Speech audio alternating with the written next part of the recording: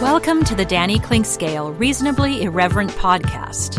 Insightful and witty commentary, probing interviews, and detours from the beaten path.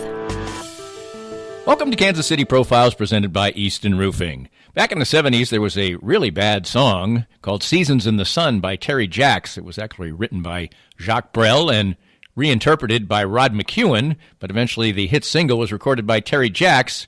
Why am I saying all that when I'm doing a Kansas City profile of Buddy Biancalana?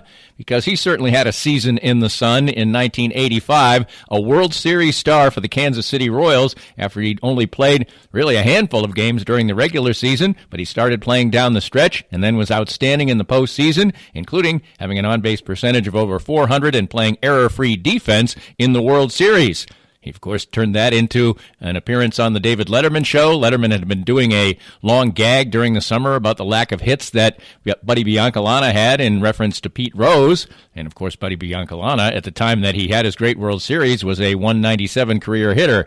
He would finish up at 205 after only a couple more years in the major leagues. He played for the Houston Astros, had some back problems, and eventually retired. But nobody in Kansas City will forget that run by Buddy Biancalana. And afterwards, not able to replicate what he had done in that time when he was in, quote-unquote, the zone. He eventually would develop what he does today, which is zone training, a mind-body connection philosophy that he developed as he went along after a lot of coaching time in the minor leagues. It's really a fun story. I met Buddy Biancalana a couple of years ago, and we reconnected for this conversation. Buddy Biancalana, the 1985 World Series hero. And certainly he had his season in the sun in that particular time in October of 1985. We talk about that. We talk about zone training. We talk about what made him tick and still makes him tick coming up on Kansas City Profiles. We're here with Joe Spiker, the CEO and president of Easton Roofing. And Joe, you had a great year in 2019, a record year. 2020 comes, things are moving smoothly along, and then the coronavirus comes. But your company seemed to be very ready, very proactive, and very ready to serve your customers well. Yeah, we adopted social distancing very early before the cities even put out the notices. And we started working from home. We are largely cloud-based as a company, so that transition was easy. Our technicians are wearing masks and gloves, and salespeople are not meeting with homeowners. We're doing everything digitally and doing everything we can to do our part to get over this as quickly as possible. So for any needs that people have right now, what's the best way to get in touch with you? Well, you can always call us, 913-257-5426. But the best way is to go to eastonroofing.com, put your information in, and we'll give you a call. Easton Roofing. Integrity matters. Most of us have experienced auto accidents, and it's no fun. And even less fun is trying to work on the insurance aspects afterwards and getting full value after an auto accident. I'm here with David Cowan from wreckexpert.com. And David, you have an unusual and important niche for people after an auto accident. We have a passion to teach car wreck clients what they deserve. Getting your car repaired only fixes the damage and the paint. Getting paid for your car's loss in value is called diminished value. Chances are you've never heard of this before because most people aren't looking out for you. We help people collect thousands to tens of thousands of dollars for their car's loss in value after the wreck. And if somebody wants to come to you for that, what's the original assessment cost them? We offer a free review of any insurance claim to see how we can help. You can't beat that. Great expertise and assistance in getting full value after an auto accident. From David Cowan, visit wreckexpert.com and learn more. Cinematic Visions has been an affordable solution for professional media production in Kansas City since 2003, offering award-winning video production and creation, as well as a wide array of digital and social media management services. From planning, scripting, filming, editing, and post-production, to delivering your product to a watching world, Cinematic Visions will provide professional and affordable services for you and your business with the necessary return on investment to make it all worthwhile. Cinematic Vision's goal is to unlock the power of storytelling through video and a strong online presence for your company. Beyond the numbers, they want to inspire and evoke your clients to feel and act. Let my friends at Cinematic Visions embed your brand where it belongs, in your customers' minds. You can find them online at cinematicvisions.com or with a quick phone call at 816-600-6300. Let's spend a minute with Dr. Brad Woodle, who, along with his wife, Dr. Christina Woodle, the owners of Advanced Sports and Family Chiropractic and Acupuncture, my home for chiropractic care. And first of all, just tell us about the wide range of services you offer. Danny, we offer comprehensive chiropractic, acupuncture, physiotherapy, and rehab. We do a very thorough examination, x-rays on site as necessary, and we have a full rehabilitation department, so we can help out with exercises, stretches, different therapies for the complex, but also the very simple conditions we treat. You have been deemed essential and have remained open all through this COVID-19 process. What are some of the things you've done to make sure that was the case? From the very beginning, in March, we started to make sure that we were cleaning and sanitizing with EPA-registered sanitizing products. We also implemented masks way before the state required them. We implemented a parking lot waiting room, took out half of the chairs in our waiting room, and made sure to space out visits so we could appropriately meet, discuss, and also screen patients to make sure we were taking care of healthy people. Find out more about Advanced Sports and Family Chiropractic and Acupuncture and how they can help you at asfca.com. If you'd like to join these and other great sponsors and market your business to a growing and engaged audience, contact us at danny@dannyclinkscale.com. Look forward to hearing from you. Buddy, you grew up in California, born in Larkspur, California. Probably not too many people know where that is. Where did you grow up in California? It's a big place. Just north of the San Francisco area, right across the Golden Gate Bridge in Marin County. And Larkspur is probably 4 towns in: Sausalito, Tiburon, Belvedere, Mill Valley, Corte Madera, Larkspur. So it's just right up 101. Not far, it's far from a beautiful place, the city, and the Golden Gate Bridge, but close to the San Quentin prison. That'll probably give you a little reminder of what not to do, how to behave yourself as a youngster, right? There you go. Exactly right. So what are your first memories, say 5, 6 years old, of growing up as a child of the 60s in California? Oh, interesting. I haven't thought about that.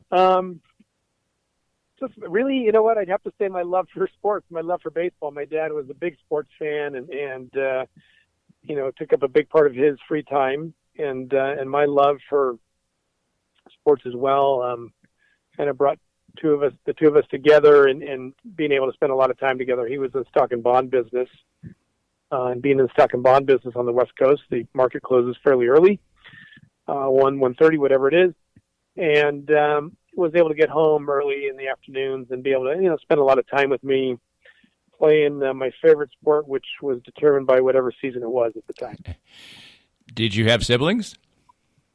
I did. I had 2 older sisters who were 9 and 7 years older than myself, and Denise and Barbara, and we're all very close to this day. And they were just real supportive of me and all my desires in life. We're big fans in my baseball days, and it's just it's great to be so close as we all age a little bit. Did they spoil the little boy? I would say one of them did. The other one, not spoil, but they were both very good to me. But as far as like spoiling, making sure, maybe going overboard one of them a little bit. But very grateful for both, and the closest that we we're able to have these days as well. Was your mom a stay-at-home mom, or did she work, or what was your relationship like with her? Yeah, my mother was a stay-at-home mom and an excellent one. We were very, very well fed to the point that my school lunches were always fought over between myself and others. It was common for my friends to want my school lunch, which was obviously very, very good. And now she, all the necessities, we were very, very well cared for. Very blessed. Your full name is Roland, and I hope I don't mispronounce the second one. How's it, Americo or Americo? How is that pronounced, your middle name? It's pronounced Americo. Americo. Roland Americo Biancalana Jr. Well, it's usually somewhat natural when a junior gets a nickname. Did you get that nickname early? Were you always Buddy?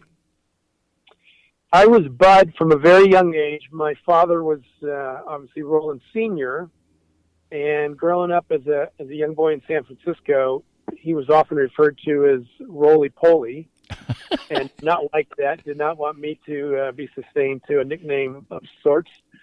So he early on kind of referred to me as Bud and kind of acquired the nickname Bud. And believe it or not, the first time I was really called Buddy was when I got to Kansas City. Huh. And I don't know how that was established, but it was established and stuck. So it was very interesting. So through your entire upbringing, you were Bud Biancalana. Correct. To be honest, Buddy Biancalana does have a little better ring to it.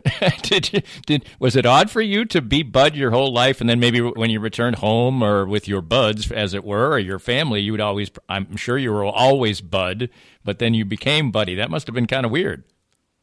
Yeah, it was a little different. And, my friends still call me Bud, which is fine. My high school coach actually will refer to me as Buddy. And, but, around baseball and around, just most of my adult life, Buddy is stuck pretty well. You said that you played sports by the seasons, which is what most people did. Was baseball always your favorite, or did you have affinity for the other sports? I would say baseball was always my favorite. I loved basketball. I hurt my back my freshman year in high school and had to sit out a year. And when I came back, I was just not the same player. Would not have gone very far in basketball, although I loved it. I could really get to the hoop and run and jump and, that type of thing, but I couldn't shoot very well. But loved it nonetheless.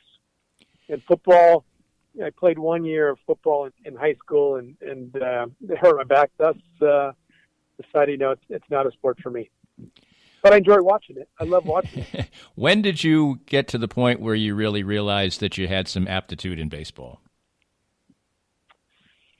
Well, let's see. I would say I threw a no-hitter as a 9-year-old. I was the first pick in the draft to Little League majors. So I started to think, I guess I do this pretty well. And I noticed that I threw the ball harder than most of the kids, and I caught the ball pretty well. Then my sophomore year in high school, I was early in the season. We were playing a game in South San Francisco, and a scout came up to me after the game and gave me a card to fill out to register me as someone he was going to follow. And so I think it was right around that time that I thought, I'm just really enjoying playing this game. I'm not doing it for any other reason, just to, because I like it. And I thought at that point, interesting, there may be a future here. And it was shortly thereafter that I decided to give up the other sports, although I just played 1 year football, and just focus on baseball. And that's what I did. And it, worked out. What was it like being a high school kid in your area in the late 70s? Well, very different than it is now. Sports in those days they're a big deal, but I don't feel like the athletes have progressed. Maybe they're starting to now as much as back in those days. We had great coaching. There's certainly great coaching around these days. And I just felt the quality of the athlete was better in this area in those days. I'm not saying that the quality of athlete at the major league level is better than now, or was better than now. It's certainly not. But I think at the lower levels, I think our instincts were allowed to more easily develop as opposed to now. There is some coaching, which is not a bad thing, but I think from an instinctual standpoint, players just don't, you see a lot of base running mistakes even at the major league level now. And I think that, in my opinion, it's the only part of the game that hasn't shown improvement. And I believe that's because the instincts haven't been allowed to develop because coaches or, third base coach may say, listen to me or watch me and get the player to not trust his own, intuition per se and his own judgment on running the bases. So I think that's been somewhat impactful to the reason for, the base running. It's not what it could be like everything else has improved so dramatically, in my opinion. But, I was fortunate to play at a really great high school program. We were actually voted mythical national champions my junior year. We had a coach, Al Enders was our coach, who played both professional baseball and professional football, played in the minor leagues for the Dodgers, played with the 49ers in the NFL, and was very progressive and always went to the National Baseball Coaches Convention and came back with all kinds of innovative things to do. And so we were, far ahead of a lot of teams in this area. And then when I was drafted, I really noticed how well prepared I was for professional ball. I felt like I did a lot of things and knew a lot of things about the game that, kids coming out of college didn't know, thanks to my great high school coach, Al Indris. You had a great team, and you were obviously a fine player because you would be a number one draft choice, but it's not like you hit 500 or anything. So obviously it was the totality of your game and your athleticism and your fielding prowess and everything all wrapped into one that would create a team to decide that you should be a top draft choice. Ahead of Cal Ripken, I might add. I know you always point that out. I had three tools. I don't know if they were considered plus tools, but I could run, throw, and field. And, it was, those three tools that caused John Sherholtz to make me their first-round pick, 25th pick overall in 1978. And the hitting just, back in those days, I'm not sure anybody knew how to hit. There were just some guys who could hit. Now people really know how to hit. We've really discovered, from a biomechanics standpoint, the proper kinetic chain, how to put our body in the best position to hit. And so there are not many mysteries left as far as the body goes and the physicality to hitting anymore, which is a good thing. You made it to the major leagues at a fairly young age, but obviously you drafted out of high school. What was your minor league experience like? It was a challenge. It was a good thing I was first round pick, Danny, because I needed every opportunity to make it. And, being a first round pick, there's an investment that's made by the club. And so the high round picks typically, get more chances than a low round pick. And so I struggled early on offensively, and even defensively, I wasn't, fielding the ball like I could. And what really helped me from a defensive standpoint was when my first year in spring training, when I watched, it was my first year on the roster. It was after my AA season, and I watched Frank White fielding, and I just watched some things he did as far as really going out and getting some balls and turning the in-between hop into a short hop, and it really turned my defense around to the point where I won a Silver Glove, which is the equivalent to a Gold Glove for the minor leagues. And that was my first year in AAA. So that was really, really helpful. But offensively, I struggled early on and really struggled throughout most of my career offensively. I just didn't understand hitting and wasn't able to master it. I understand that, when I play in the old timers games, I'm one of the better hitters. But unfortunately, those days when I was getting paid, I wasn't doing it very well. And, you fought and scrapped, and you did make it to the major leagues, and you'd play occasionally in 84, and then you played some in 85 heading toward the postseason, but, you weren't a regular by any stretch of the imagination. What were the circumstances that led to Dick Hauser late in the season turning to you as the regular shortstop? You played the last 13 games or 13 of the 15 down the stretch as the Royals had to rally to make the playoffs. Talk about that experience after not having played a heck of a lot most of the season. Well, I was catching the ball at the end of the season. I was catching it very well. I was making all the plays, and we had great starting pitching. And Dick, I think, just felt that with our starting pitching, that if we caught the ball behind those great starting pitchers and even our bullpen, that we would have a chance. And so I think that's what was the deciding factor in his playing me at the end of the season and all the way into the playoffs and World Series. We actually acquired Bucky Dent right down the stretch, and I thought, Bucky's going to come in and play. He's a veteran, and he's been in the postseason and done very well. And I remember the day we acquired him or signed him. I'm not sure how we got him, but Dick came to me and said, Bucky's just here to back you up, and you're the guy. And I said, great. And it all worked out, and then the postseason went very well for all of us. To say the least, and you played all the games. You never made an error in the postseason, but you hit, and you got on base. And, that was something that really you hadn't done. And I read a few things in various articles about you that you felt like the intense pressure of the postseason maybe was a positive for you and not something that was deleterious to your performance. Well, I've had a history in my life. I've always noticed that when my back is to the wall or when there's more pressure, I perform very, very well. And I never understood why. I now, I don't know if you know much. Right. Probably, I think you do know about the work I do now, but we'll get into. We definitely will get into that. Yeah. So we understand. Back then I had no idea what happened. I had this incredible, what I call a zone experience in the World Series. I literally had the feeling I couldn't do anything wrong, even if I tried. I could never fathom playing in the World Series. It was beyond my awareness, my dreams, everything. And all of a sudden I was playing in the World Series. I'm like, oh my gosh, what am I going to do here? And I went out, I played arguably the best, not arguably, but I played the best baseball of my professional career. And it was just a wonderful, wonderful experience. Well, it certainly was, and it eventually, we'll get into the appearance on the David Letterman show, but you had already been part of the David Letterman experience, as it were, when you weren't playing very much during the season, because he had a running gag going on about how many hits you were behind Pete Rose. When that part of it was going on, what was it like for you?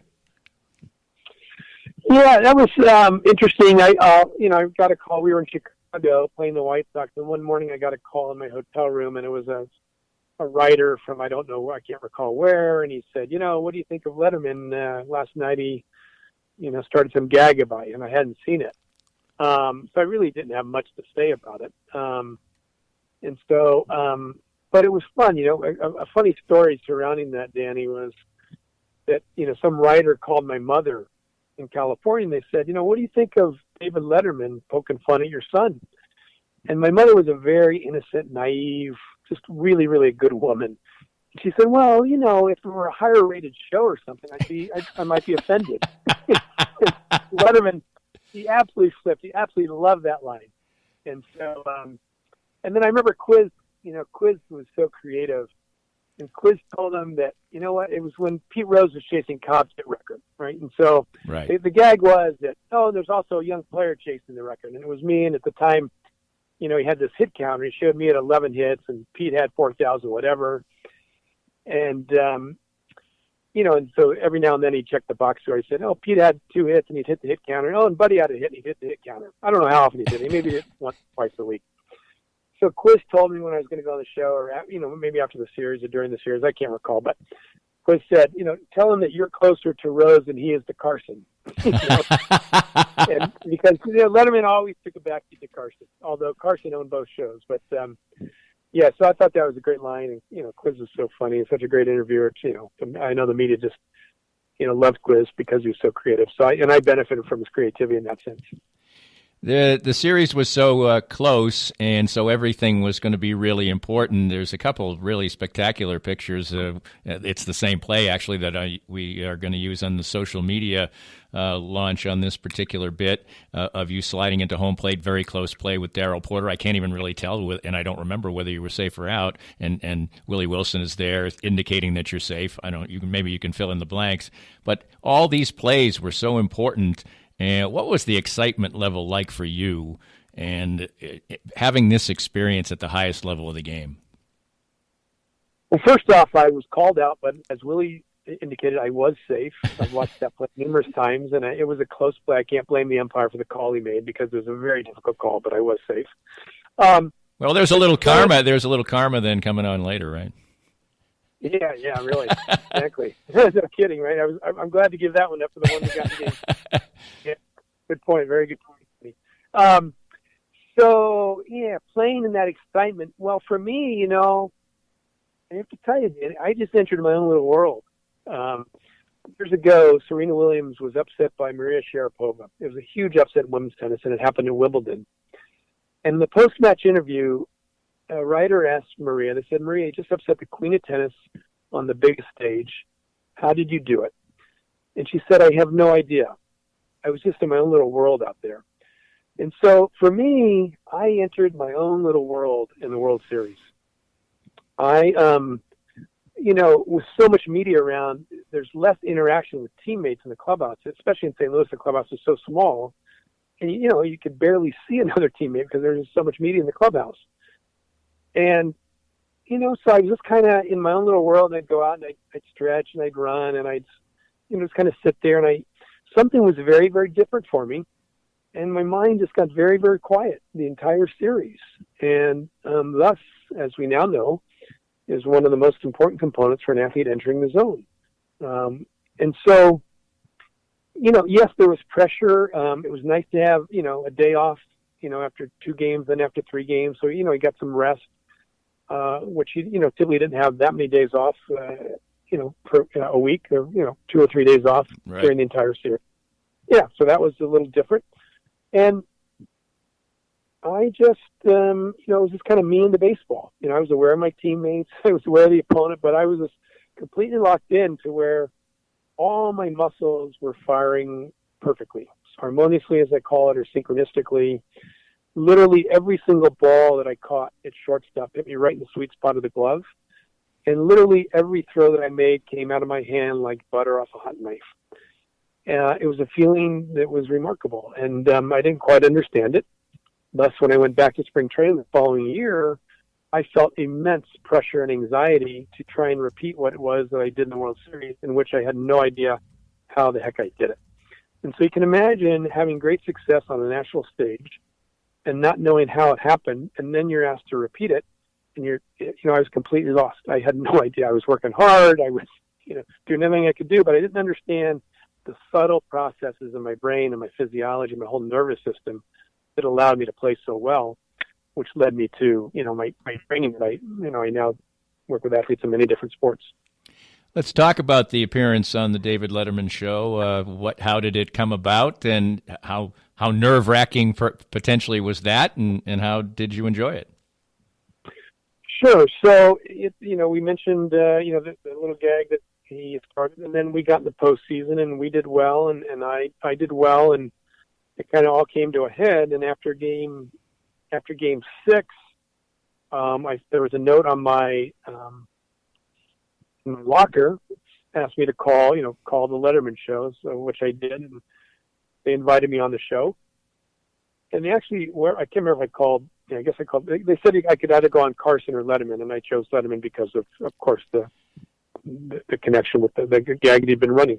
I'm not sure why they even gave me the option, but they did. But anyway, and so it just culminated from the World Series experience, and I think I went to New York the following week, and People Magazine did an article, and I was on the Today Show, and I was in Esquire magazine while I was there, and went on Letterman, and so yeah, it was a neat experience. I've never been one to get too caught up in all of that. In fact, after the World Series, when I realized, my phone was ringing off the hook with all kinds of opportunities, I remember thinking to myself, I'm really not interested in doing any of this stuff. I just interested in playing baseball and making a living doing it. But, I decided to, take advantage of it and go do it. And so it was, going on the show was fun and a neat experience and, completely new to me. And, people say, well, geez, were you nervous? I was like, no, I was totally fine. I just come off playing 7 games of the World Series. That was way more nerve-wracking than being on David Letterman, but it was fun. It was good to spend time with him. And in fact, I saw him a couple weeks ago at the Indy 500. I was there with a client Wow. who was racing, and Letterman's team won the yes, they won a race.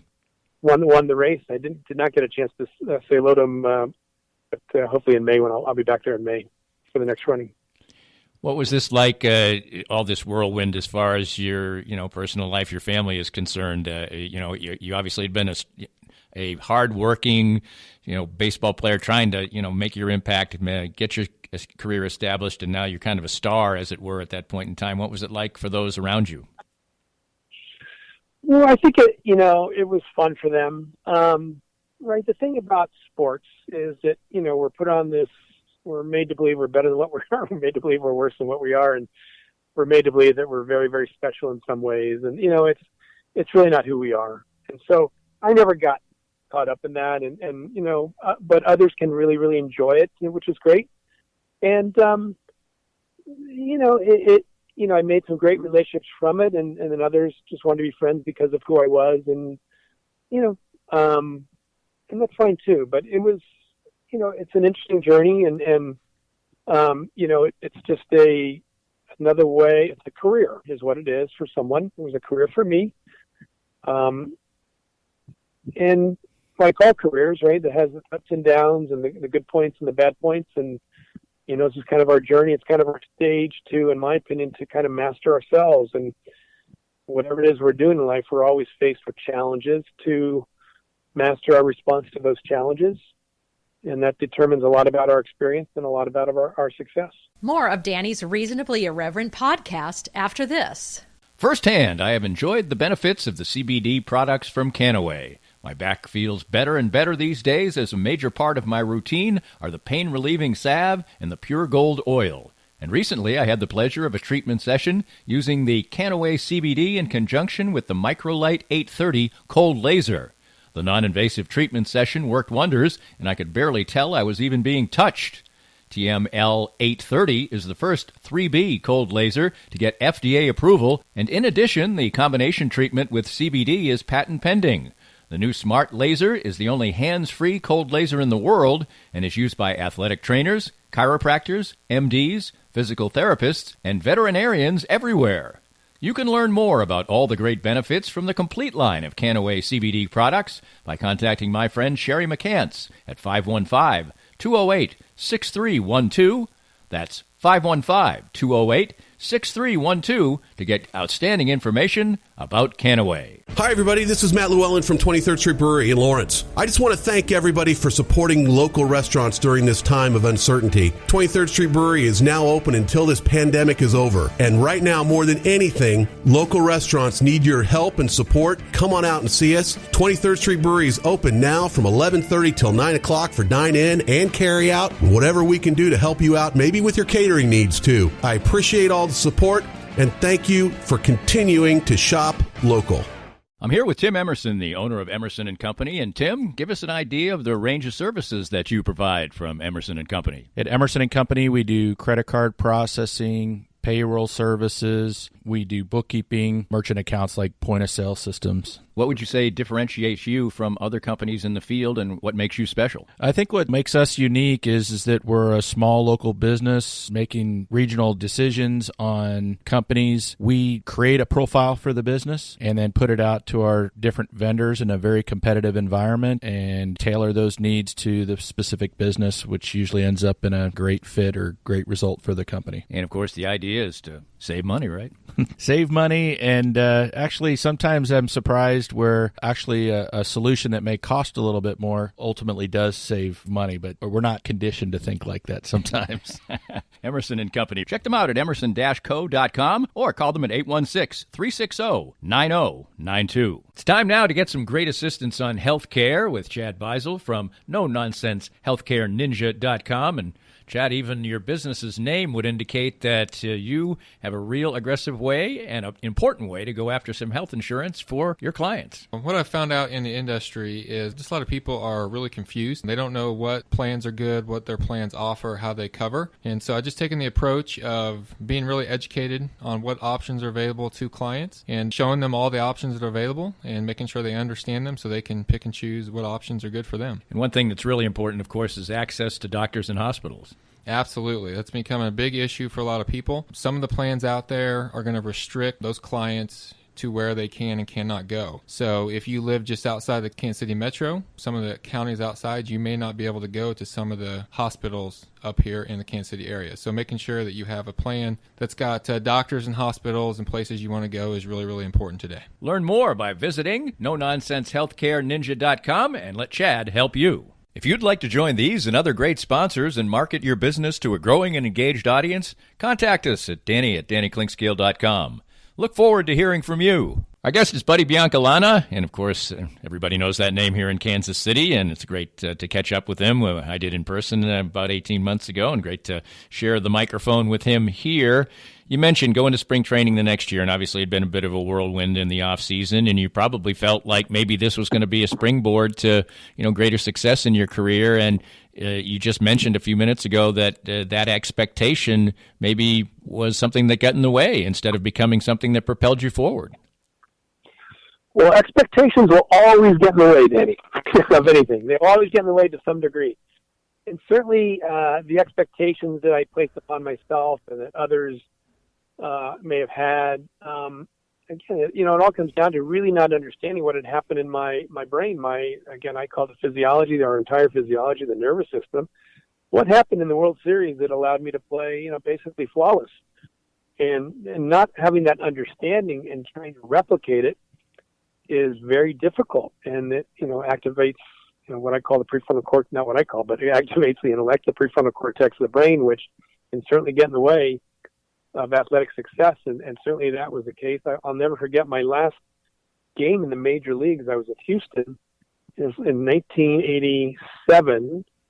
I felt like I was playing shortstop in quicksand. The big muscles were totally dominant. There was no synchronicity between the fast twitch muscles and the bigger muscles.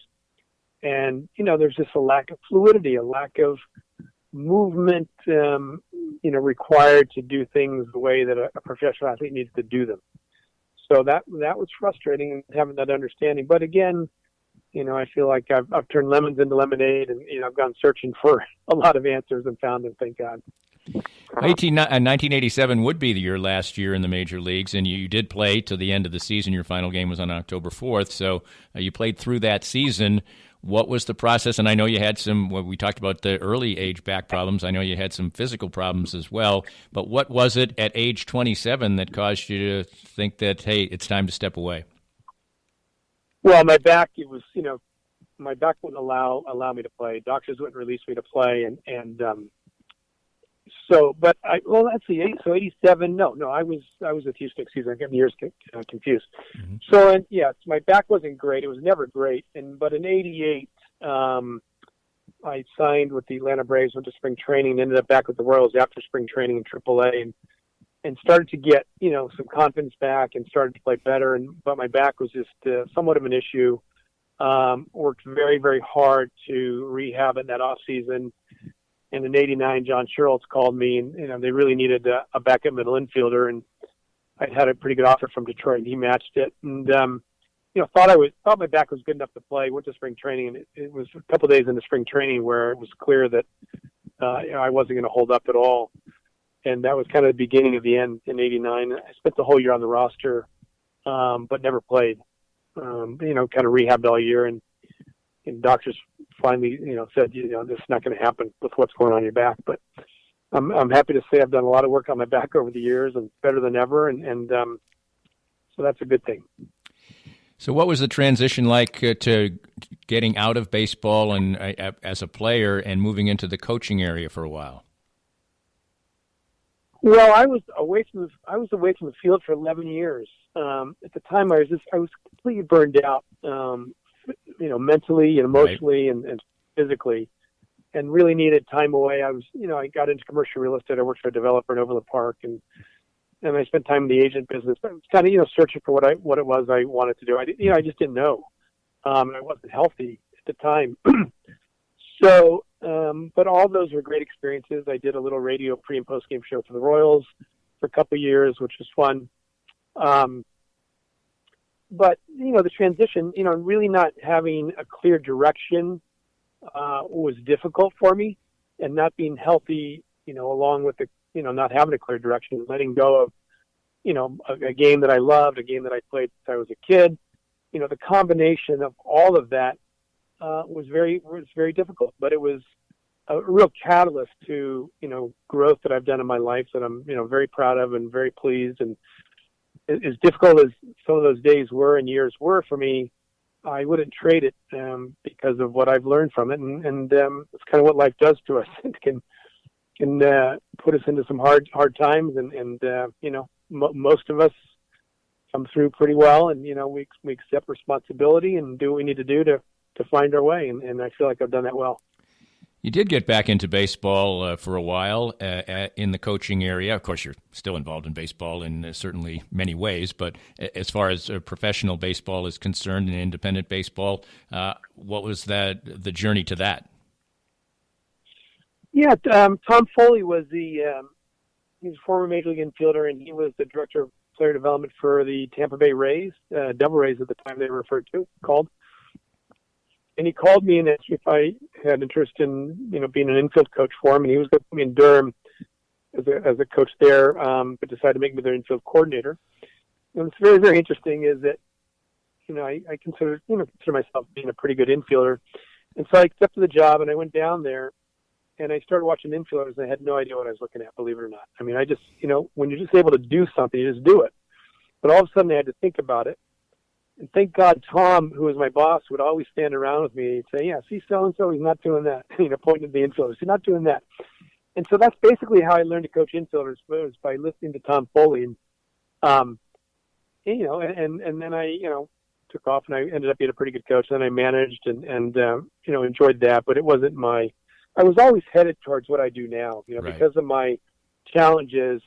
I was always looking for better ways to do things, and the easiest way to do things. And, I started to understand a lot about the brain-body connection, and started to use a lot of different modalities in my training in professional baseball, breathing techniques, things like that of the day, where people laughed at me. But, I knew that this is where baseball was going. And so I knew that I was going to discover some things about the brain-body connection, which we've been able to do and teach them. So that was, it was good to be able to utilize a lot of what I was learning and figuring out in my coaching career. When did you start? How did this all lead to you getting together with Steve Yellen and working towards this zone training idea? Yeah, so I'd met Steve many years ago, and we'd had dinner, and he kind of told me his philosophy regarding sports and motion, and it really didn't hit home with me at all. And a few years later, I was a bit discouraged. I was coaching with Philadelphia. They let me go, and I was just kind of a bit discouraged. They let me go because I was a little outside the box for them, what they said. But right. Yeah, and so I called Steven, and we got together, and I started to establish a better understanding for what he was thinking, what he was doing, and I started to incorporate a lot of my teaching with his teaching, and saw some amazing things, and started to, over the years, develop just a deeper understanding of the nervous system, of the brain-body connection, and how to set up certain processes of the brain that ended up being what allowed me to play so well, just by chance, the World Series. So now using a lot of those techniques, and I teach a lot of different stuff that that helps athletes in their performance, enhancing performance, expediting development, and minimizing soft tissue injuries, which is a big deal in baseball right now. When you were going through this process with Steve, you and he were obviously both high-level athletes. He was a collegiate tennis star, all Ivy League player. He had been the Florida high school champion, which in tennis, that's a pretty damn big deal. There's a lot of tennis players there. How do you think that both of you being high-level athletes also was able to incorporate into this particular process that you used? Well, I think one, it gave it gave us instant credibility, the fact that we had both achieved some things in sports, him in tennis, me in baseball. And so the credibility is there, and so people will start to listen. And the interesting thing about what I do, what Stephen does, is that one conclusion I've come to, Danny, is that people can only hear and see what they're ready to hear and see.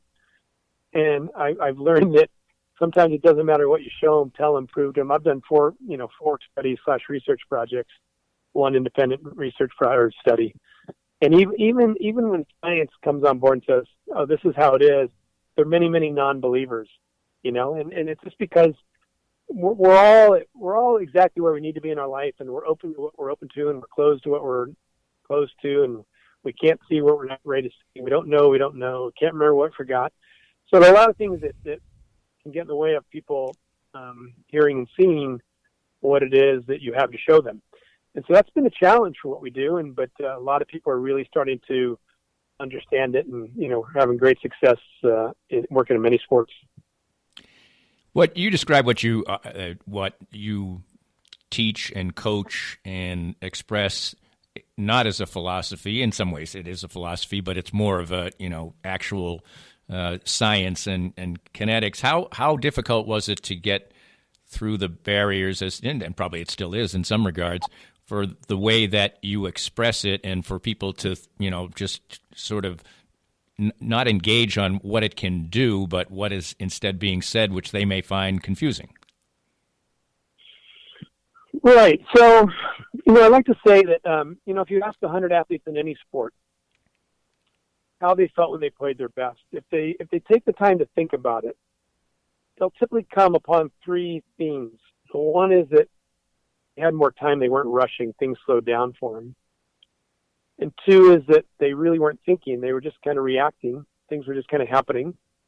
And three, their motion was more fluid and effortless, and the timing was very good or even perfect. And so if that's what's taking place when you're playing your best, it would only make sense for that to be your priority. However, that experience, when that happens, usually happens by chance, and is a very mysterious experience, so much so for me that I was out of the Major Leagues 18 months after I had my World Series experience. And so what I've learned through my research and studies now is that anytime the physical mechanic or the desired result, so if you're a baseball hitter, and any time that, we'll just say your swing and some part of your swing staying inside the ball, anytime that becomes your priority, or the desire to get the hit, driving the run becomes the priority for the brain, two things happen that aren't great. One is the motion's not getting stored in a part of the brain that's called the basal ganglia. So you go to repeat it, it's hit and miss, which is the problem with golf. We can get more into that in a moment. And two, all the muscles are not firing synchronistically. There's a muscle imbalance. So, which explains why, as our industry has learned so much more about perfect mechanics, which is great, and gone to teach them, which is great, but not understanding the brain, we've seen an increase in arm injuries of pitchers. And the reason is that those mechanics, those good mechanics that are being taught and that pitchers are learning, anytime are the priority, there's a muscle imbalance. And so you combine that with the fact that guys are stronger than ever before, their arm speed's great, torque is really greater than ever. And not understanding the process of the brain and the integration process that must occur to allow all the muscles in the body to fire synchronistically or harmoniously, that's a big problem. And that's the reason, the main reason, not the sole reason, but it's the main reason for all the arm injuries in baseball. I know that's a strong statement, but that's the way it is. And I guess the layman's way of referring to that is what we hear all the time in baseball now about pitchers is repeating their motion. And when you're talking about trying to translate what you are expressing to repeating your motion, how do you teach that? Well, you make certain processes of the brain the priority, and those processes are that the information that you're processing about your surroundings, I'll just say the baseball on the way to the plate, and your own body, the key is to access a deeper, quieter alpha state of mind, deeper, quieter, more relaxed state. One, and two is to allow the information that you're processing to travel to a part of the motor system called the cerebellum, uninterrupted by the prefrontal cortex, which is the intellect. And that's what allows the athlete to have that experience of everything slowing down and not thinking, and with more fluid, effortless motion. And it's not a substitute for anything that's being taught now, but it basically works at the intersection of the mental and the physical. And anytime the physical, becomes the priority, that's a problem. And so it's just making these processes of the brain the priority. And we do that while, traditional coaching continues to do what they do and do so well. But it allows for integration of the mechanics that based on the proper kinetic chain, the proper angles, it allows those mechanics to integrate in a way much more quickly. And so that you are able to repeat a motion, right? The operating system to the muscles is in the brain. It's not in the muscles. So we have to make the brain the priority. And that's how it works. How does it differ? How is it can it be incorporated with what was maybe called more standardly sports psychology? Sure, absolutely. Because sports psychology can be very, very beneficial because, getting into beliefs and thoughts and things like that have a profound effect on our physiology. And I always say there's probably nothing more important than to look at our belief system and to question our beliefs in any situation, especially when things aren't going right. what's our belief? What's our interpretation that's taking place that can be undermining our desires? So sports psychology plays a nice role in helping athletes, not just athletes, but people to look at those beliefs and hopefully resolve anything that's not in their highest good, so they can live their highest good and live a life of fulfillment. When you are you are teaching and coaching and a lot of different athletes in different sports, and obviously what you're talking about doesn't just translate to baseball and things like that. What have been the steps toward making this more of something that people are willing to embrace? Well, just, everything evolves on its own time frame.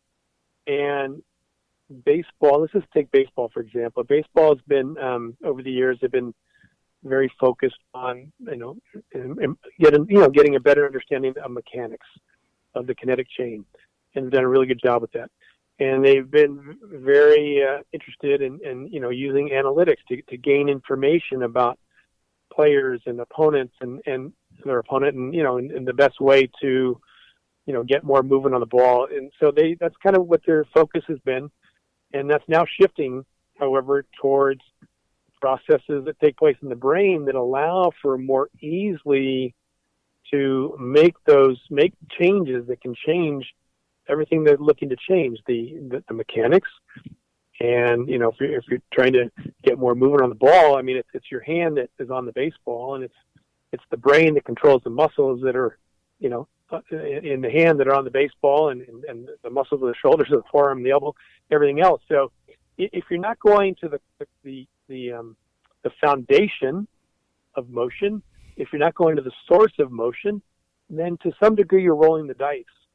So working at the source and setting all the processes as well as they can be set, then give you a much better chance for having the success that you want to have, and more easily allow coaches to implement the proper mechanical changes and everything else that needs to take place to achieve ultimate success, or your highest performance. When you think back on your own career, do you feel like if I knew then what I know now, things would be a lot different? I'm asked that question a lot, and I always say that. And you know what? I don't think there's a person on the planet who wouldn't say that about anything that they're doing.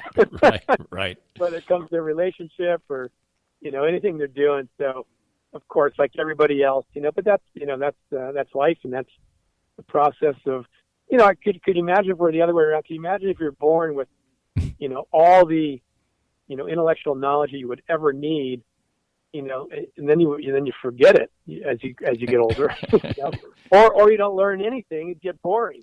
Like a friend of mine says, it'd get boring to hit blackjack every hand. And I'm like, well, yeah, let's give it a try. But yes, it would. If I get it. In the World Series years for the Royals, it had been so long. It was when we talk about it on the radio or whatever.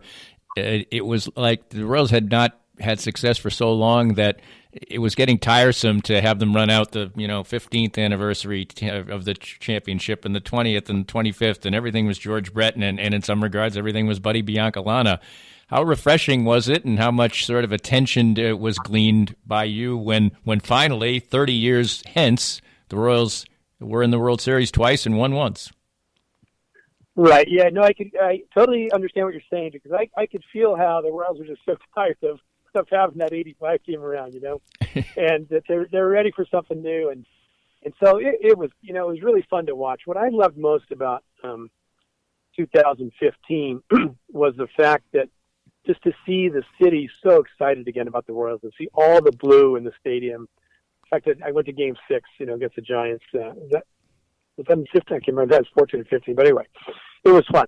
So that was like really, really great. And, and certainly I did my share of interviews because, they not just talking about the 15 team, but wanted to go back and talk about the 85. But I'm just really happy for all those guys. And I know those are a great team of, I just love the energy that team possessed.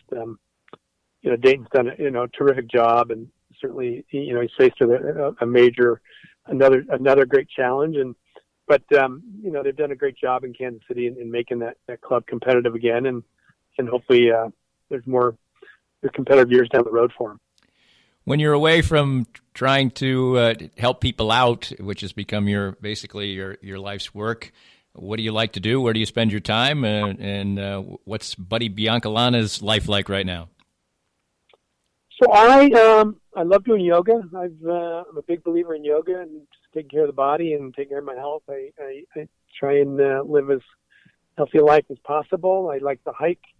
I'll run a little bit, and I like to read and just grow. I keep learning more about the brain-body connection in the brain. I was listening to a podcast this morning. It was great of a neuroscientist.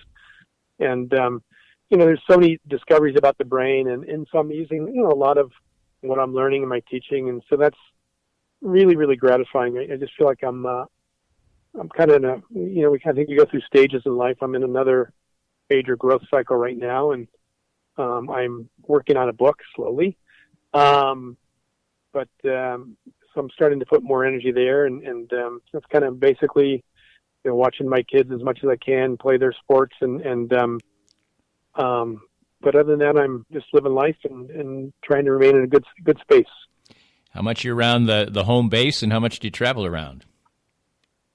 I travel quite a bit. I was in Indianapolis and Kansas City. I'm actually getting to Kansas City next week. I'll be doing a golf clinic while I'm there and working with a basketball player and watching some football games. And so, I was in Indianapolis a few weeks ago for the Indy 500, and, attend golf tournaments I haven't attended this year, but I've got clients on the PGA Tour that I go and watch play and work with them. And so that's fun. And traveling's been a part of my life for forever. And it's kind of what I've done forever. And it's, I still enjoy getting out, and I typically have friends in the places I go, and I'm able to see them, so that's always nice. I live in Northern California. Okay, so it's come full circle. You're back where it all started, right? I am. And what do you think the next few years hold for Buddy Biancalana? Well, I'm in the process of making a few decisions as to the direction I want to take my work, and so just kind of looking at different things that I want to do, and I've started to work with some executives as well. I've realized that what I'm doing applies to the business world, and I've got kind of a very unique way of letting someone understand how powerful detachment can be in our ability to create what it is we want to create in our life. And so I'm kind of, I've been asked by a large insurance company to work with some of their executives, which I've been doing, and enjoying that. Several major league teams are getting interested. So I'm just kind of somewhat in a holding pattern in baseball as far as Major League Baseball goes. But working with a lot of individuals, it's very gratifying. And when you think back on 1985, does it put a smile on your face? Oh, yeah. It was a great time. I mean, I'll never forget after the series, I'd wake up in the middle of the night for probably, I don't want to exaggerate, but probably at least 7 days. I'd wake up in the middle of the night and think, did this really happen, or am I dreaming? And, you just, as a kid, I never fathomed playing in the World Series. It was too big an event, but it happened. And, just thinking about that time and, really the excitement that it brings other people. As a player, it's fun. I mean, it's, you got to perform. I mean, when you have to perform, it's your job, right? It's just not as fun as being a rowdy fan and screaming and yelling and jumping up and down. That's really, really fun, which I got to do watching the 49ers in their heyday. But it's, it puts a smile on my face, and just the achievement and doing something that not a lot of people have done is, I just feel extremely grateful to have been able to do it. This podcast was made possible by our great sponsors like Easton Roofing, the presenting sponsor of Kansas City Profiles at the Danny Kling Scale Reasonably Irreverent podcast. Easton Roofing, where integrity matters. We hope you enjoyed the latest Danny Kling Scale Reasonably Irreverent podcast. Come back soon for something fresh and new.